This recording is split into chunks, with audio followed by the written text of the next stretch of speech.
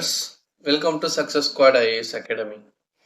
நம்ம இந்த மேக்ஸ் சீரீஸில் வந்துட்டு ப்ரீவியஸாக வந்துட்டு நிறைய சாப்டர்ஸ் பார்த்துருந்தோம். Ratio, proportion, percentage, profit and loss, LCM, HCF இந்த மாதிரி சொல்லிட்டு நிறைய சாப்டர்ஸ் பார்த்துருந்தோம்.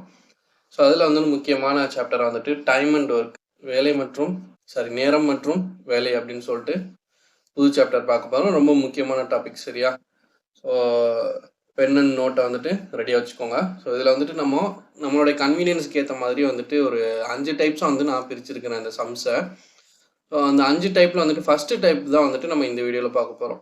இந்த ஃபஸ்ட்டு டைப் வந்து என்ன அப்படின்னு பார்க்குறதுக்கு முன்னாடி நான் ஒரு சிம்பிளாக வந்துட்டு ஒரு கொஸ்டின் கேட்குறேன், சரியா? அது வந்துட்டு இப்போது என்கிட்ட வந்துட்டு ஒரு 2 சாக்லேட் இருக்குது, 2 பர்சன்ஸ் இருக்கிறாங்க, சரியா? 2 ஸ்டூடெண்ட்ஸ் இருக்கிறாங்க.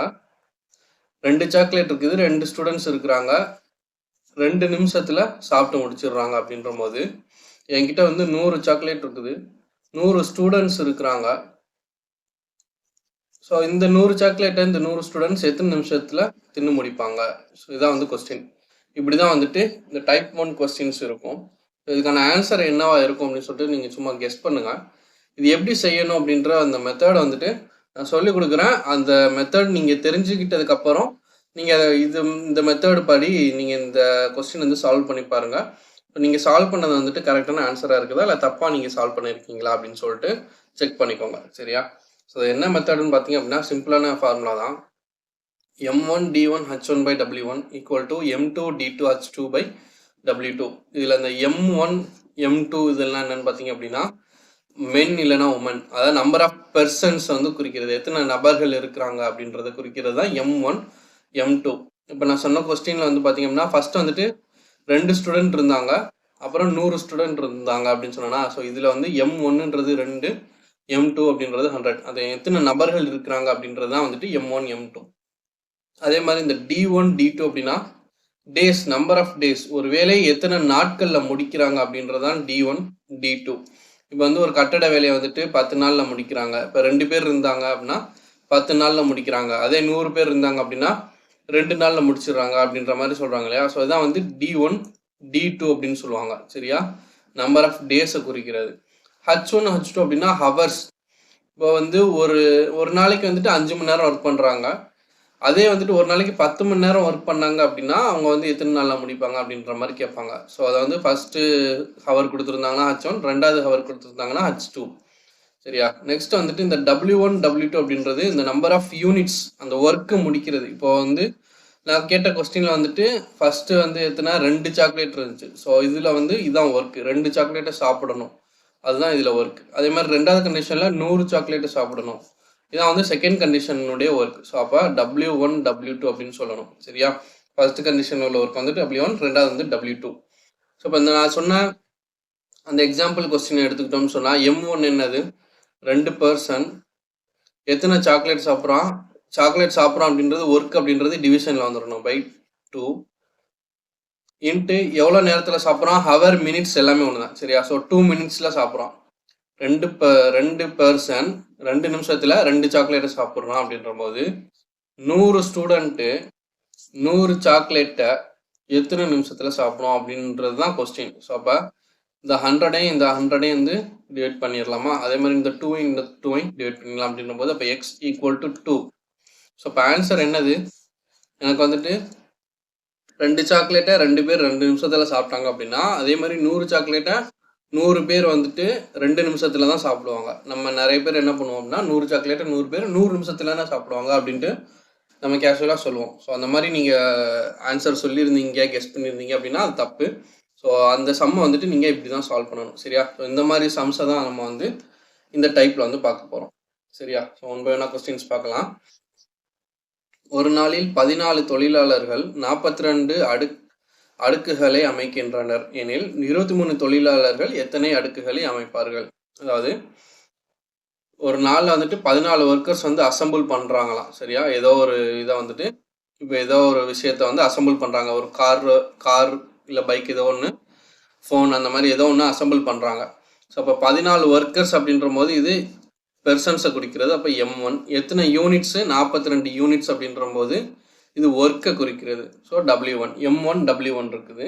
அதேமாதிரி how many units would 23 workers அப்படின்ற போது m2 ஹவு many யூனிட்ஸ், எத்தனை யூனிட்ஸ் எக்ஸ் இது கேட்டிருக்கிறாங்க. இது வந்து W2. அப்போ நம்ம ஈஸியாக போட்டுடலாமா, M1/W1 ஈக்குவல் டு M2/W2. அதாவது உங்களுக்கு இந்த ஃபார்முலால எல்லாமே கொடுத்துருப்பாங்க அப்படின்றது அவசியம் கிடையாது. உங்களுக்கு கொடுத்துருக்கிற இன்புட்டை வச்சுக்கிட்டு நீங்கள் வந்து மிச்சம் உள்ளதை நீங்கள் கண்டுபிடிச்சிக்கணும். இப்போ இதில் பார்த்தீங்க அப்படின்னா நான் சொன்னதில் M1 இருக்குது, H1 இருக்குது, W1 இருக்குது. அதே மாதிரி M2, H2, W2 இது மட்டும் தான் இருக்குது. D1, D2 இல்லை. ஸோ அந்த மாதிரி கொஸ்டினுக்கு ஏற்ற மாதிரி நம்ம ஃபார்முலா வந்து மாற்றி அமைச்சிக்கிற வேண்டியதான். ஸோ இதில் M1 W மட்டும்தான் இருக்குது அப்படின்ற மாதிரி M1/W1 equal to M2/W2. M1 என்னது 14, W1 என்னது 42 ஈக்குவல் டு M2ன்றது 23, W2 தான் நம்ம கண்டுபிடிக்கணும். ஸோ அதை வந்து W2ன்னு வச்சுக்கிறேன். ஸோ இப்போ இதை வந்து 7 டேபிள் அடிக்கலாம். 7 2s are 14, 7 6s are 42. இதை திரும்ப அடிச்சோன்னு சொன்னால் 3ன்னு வரும். ஸோ அப்போ W2 equal to 23 into 3. So அப்போ 3 3s are 9, 3 2s are 6, 69. அப்போ ஆப்ஷன் சி. சரியா, இந்த கிராஸ் மல்டிப்ளிகேஷன் தான். இதை கொண்டு போய் மேலே மல்டிப்ளை பண்ணிடுங்க. W2 வந்து இங்கே கொண்டு வந்துருங்க. சரியா, ஸோ கிராஸ் மல்டிப்ளை பண்ணிங்கன்னா உங்களுக்கு ஆன்சர் கிடச்சிரும். இதே மாதிரி தான் எல்லா சம்ஸுமே இருக்கும். ரொம்ப வந்து சிம்பிளான சம்ஸ் தான். இதை பாருங்க, a mat of length 180 meter is made by 15 women in 12 days. So இதை வந்துட்டு நீங்கள் ஃபார்முலா படி எழுதுங்க. இதில் 15 உமன் அப்படின்றது M1 நமக்கு தெரிஞ்சிடும் நபர்கள், டேஸ் வந்து D1 தெரிஞ்சிடும்.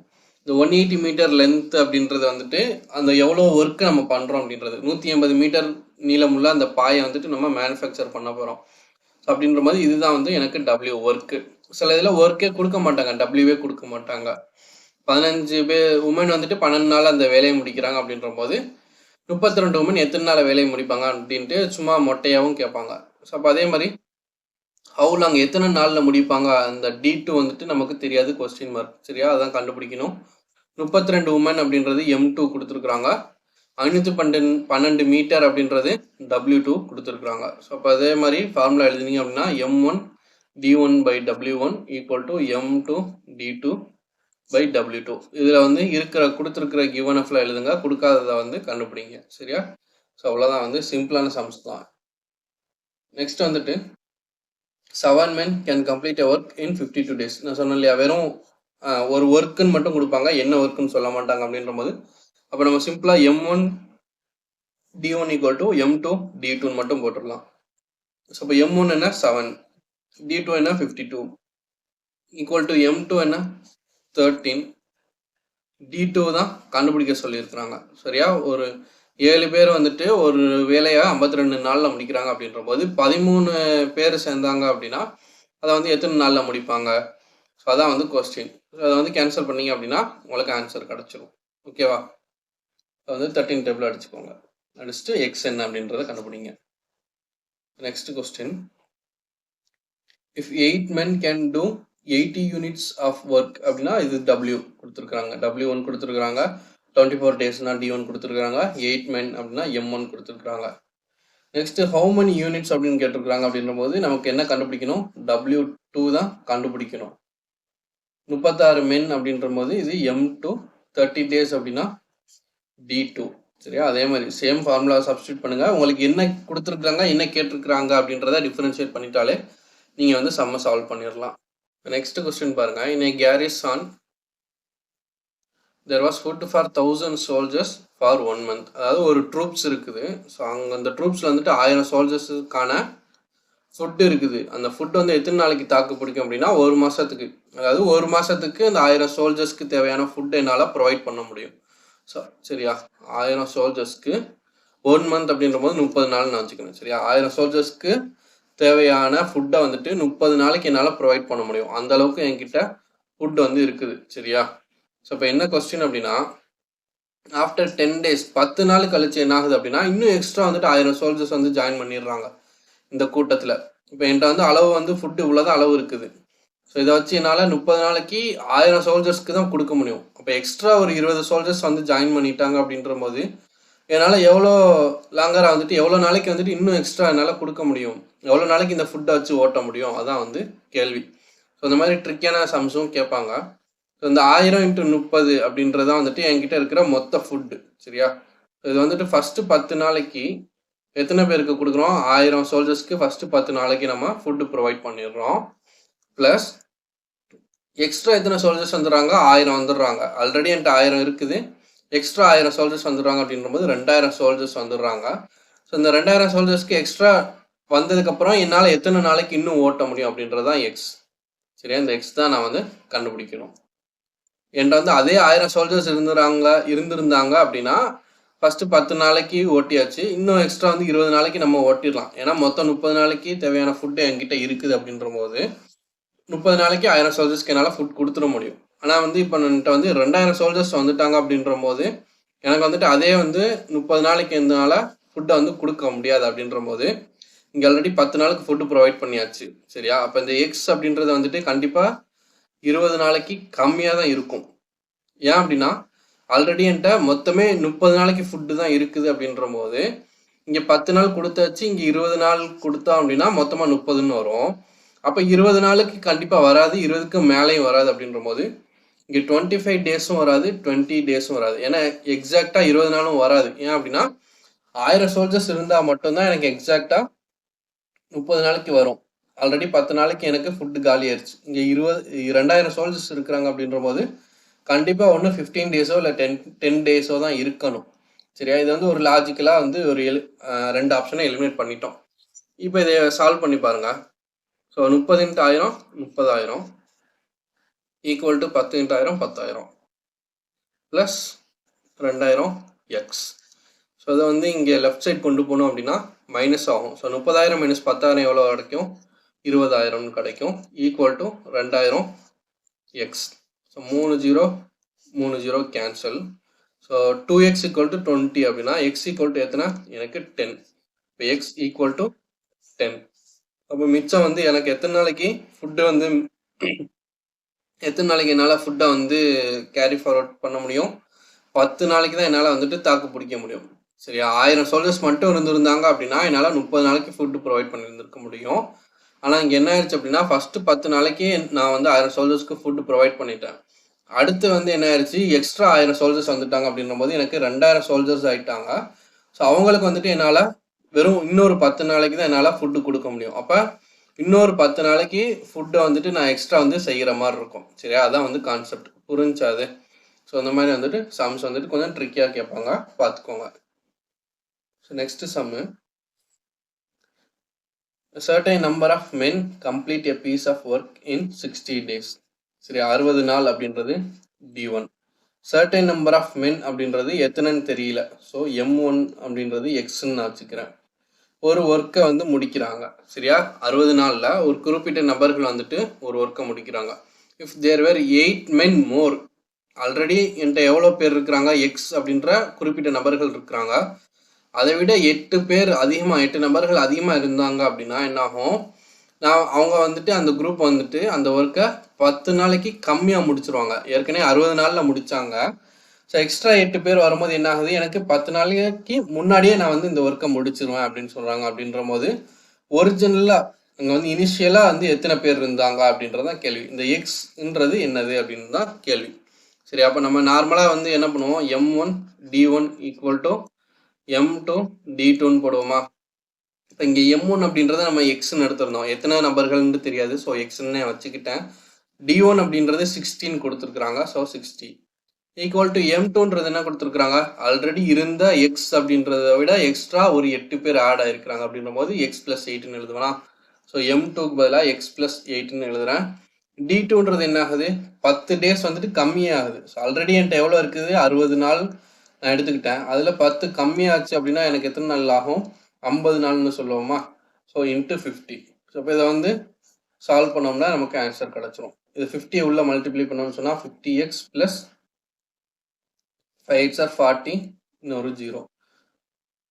அப்படி இல்லைன்னா நீங்கள் டைரெக்டாகவே வந்து இந்த ஸ்டெப்புக்கு எழுதலாம். எப்படின்னா இந்த ஜீரோவை கேன்சல் பண்ணலாம். ஏன்னா ரெண்டுமே மல்டிப்ளிகேஷனில் இருக்குதுன்றதுனால.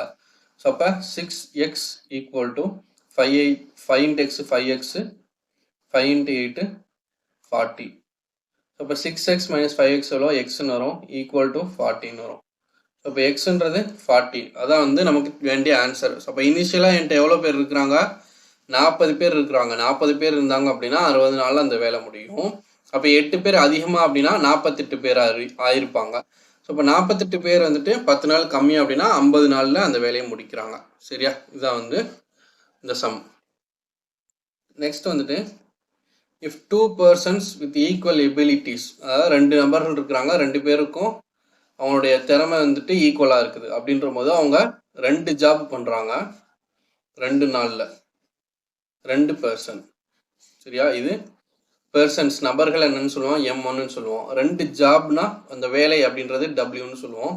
2 days அப்படின்றது நாட்கள், ஸோ D1ன்னு சொல்லுவோம். M1 D1 W1 இருக்குது. அப்போது 100 பர்சன் ஈக்குவல் எபிலிட்டிஸ் இருந்து 100 அதே மாதிரி சிமிலர் ஜாப்ஸை பண்ணுறதுக்கு எத்தனை நாள் எடுத்துக்கும்? ஸோ அப்போ 100 பர்சன் அப்படின்றது M2, 100 ஜாப் அப்படின்றது ஒர்க்கு W2. ஸோ எத்தனை நாள் எடுத்துக்கிறது அப்படின்னு தான் கேட்குறாங்க. சரியா? ஸோ அப்போ D2 தான் கண்டுபிடிக்கணும். இதுதான் வந்து நான் கேட்டேன். அதாவது 2 பர்சன் 2 ஒர்க்கை பண்ணுறதுக்கு 2 நாள் அப்படின்னா 100 பர்சன் 100 ஒர்க்கை பண்ணுறதுக்கு 100 நாள் அப்படின்னு நம்ம சொல்லுவோம். சரியா? ஸோ அதுக்கு ஆப்ஷன்லேயும் உங்களுக்கு கொடுத்துருப்பாங்க. ஆனால் வந்து அது தப்பான ஆன்சர். சரியா? இந்த எக்ஸாம்பிள் தான் நம்ம வந்து ஃபஸ்ட்டு இந்த சாக்லேட் வச்சு பார்த்தோம். 2 பர்சன் 2 சாக்லேட்டை 2 நிமிஷத்தில் வந்து சாப்பிட்றாங்க அப்படின்ற போது 100 சாக்லேட்டை 100 பர்சன் எத்தனை நிமிஷத்தில் சாப்பிடுவாங்க அப்படின்னு கேட்டிருந்தோம். ஸோ அதுக்கும் ஆன்சர் வந்துட்டு என்ன அப்படின்னா 2 தான். சரியா? ஸோ அதை வந்து நீங்கள் இதிலே சால்வ் பண்ணுங்களேன். இந்த ஃபார்முலா அப்படியே சால்வ் பண்ணிங்களாலே உங்களுக்கு வந்துடும். M1 D1 by W1 equal to M2 D2 by W2. இப்போ M1 என்னது 2, D1 2, W1 2. 2 பர்சன் 2 நாளில் 2 ஒர்க்கை முடிக்கிறான் அப்படின்ற போது 100 பர்சன் D2 அப்படி வச்சுக்கிட்டா தான் கேட்குறாங்க கேள்வி. D2 into W2 100 நாள். ஸோ அப்போ 100 கேன்சல் பண்ணிடுவேன், 2 கேன்சல் பண்ணிடுவேன். அப்போ D2 அப்படின்றது எனக்கு என்ன வரும்? 2 அப்படின்னு வரும். சரியா? இப்போ ஆன்சர் வந்துட்டு 2 days, ஆப்ஷன் டி. சரியா? புரிஞ்சா? So next sum. 39 persons can repair a road in 12 days. So இப்போ 39 நபர்கள் கொடுத்துருக்குறாங்க. M1 டேஸ்னா D1, working 5 hours a day. 12 நாளில் வந்து ரிப்பேர் பண்ணுறாங்க. அந்த 12 நாள்லையுமே வந்து பார்த்திங்க அப்படின்னா ஒரு நாளும் 5 hours வந்து ஒர்க் பண்ணுறாங்க அப்படின்ற போது இது H1. சரியா? நம்ம வந்து ஃபார்முலாவில் M1 D1 H1 by W1ன்னு பார்த்துருப்போம். அப்போ இந்த H வந்து இப்போ தான் யூஸ் பண்ண போகிறோம். இந்த மாதிரி டேஸும் கொடுப்பாங்க, ஹவர்ஸும் கொடுப்பாங்க. இல்லைனா ஹவர்ஸ் மட்டும் கொடுப்பாங்க, இல்லைனா டேஸ் மட்டும் கொடுப்பாங்க. ஸோ எப்படி கொடுத்தாலும் கொடுத்துருக்கிறத நம்ம டேரெக்டாக சப்ஸ்டிட் பண்ண போகிறோம். சரியா? So next, in how many days will 30 persons நபர்கள் M2 working 6 hours a day H2 complete the work. என்ன கேட்டிருக்காங்க? How many days. இந்த டேஸ் D2 தான் வந்து கேட்டிருக்கிறாங்க. ஸோ அப்போ எழுதுங்க M1 D1 H1, W கொடுக்கல அதனால நான் அப்படியே விட்டுட்டேன், equal to M2 D2 H2. So அப்போ M1ன்றது 39 இன்ட்டு D1ன்றது 12 இன்ட்டு Hன்றது 5. ஸோ அந்த H1 D1லாம் எழுதும்போது இந்த யூனிட்ஸை வந்து கேர்ஃபுல்லாக பார்த்துக்கோங்க. இப்போ இதெல்லாம் 5 hours 6 hoursன்றது. சப்போஸ் 60 minutes 90 minutes அந்த மாதிரி கொடுத்துருந்தாங்கன்னா ரெண்டையுமே ஒன்று மினிட்ஸில் மாற்றிக்கோங்க, இல்லை ரெண்டையுமே ஹவர்ஸ்க்கு மாற்றிக்கோங்க. ஸோ அந்த மாதிரி 2 சைடுமே யூனிட்ஸ் சேமாக இருக்குதான்னு பார்த்துக்கோங்க. நெக்ஸ்ட்டு M2 அப்படின்றது 30 D2 தான் கண்டுபிடிக்கணும். H2 வந்து 6. ஸோ இப்போ இதை வந்து நீங்கள் சிம்பிளிஃபை பண்ணுங்கள். 3 டேபிள் எடுத்தோன்னு சொன்னால் 10ன்னு வரும். 3 டேபிள் அடித்தா 1 3ன்னு வரும். 6 அடித்தா 2, 5 2s are 10, இங்கே ஒரு 10. சரியா? ஸோ இப்போ D2 ஈக்குவல் டு 13 days. அதான் வந்து ஆன்சர், ஆப்ஷன் பி. சரியா? ஸோ இவ்வளோதான் வந்துட்டு இந்த ஃபஸ்ட்டு டைப்பில் உள்ள சம்ஸ். நம்ம அடுத்து நெக்ஸ்ட் டைப்ஸ் வந்துட்டு நெக்ஸ்ட் வீடியோஸில் நம்ம வந்து பார்க்கலாம். ஸோ நம்ம சேனலை வந்து சப்போர்ட் பண்ணுங்கள். இந்த வீடியோஸ் வந்துட்டு யாருக்கெல்லாம் யூஸ்ஃபுல்லாக இருக்குமோ அவங்களுக்குலாம் வந்து ஷேர் பண்ணி சப்ஸ்கிரைப் பண்ணி சொல்லிக்கோங்க. ரெகுலராக நம்ம சேனலை வாட்ச் பண்ணுங்கள். நம்ம மேக்ஸ் வீடியோஸ் வந்துட்டு ரெகுலராக வந்து போட்டுட்ருக்குறோம். So keep supporting. Thanks for வாட்சிங் சக்ஸஸ் ஸ்குவாட் IAS Academy.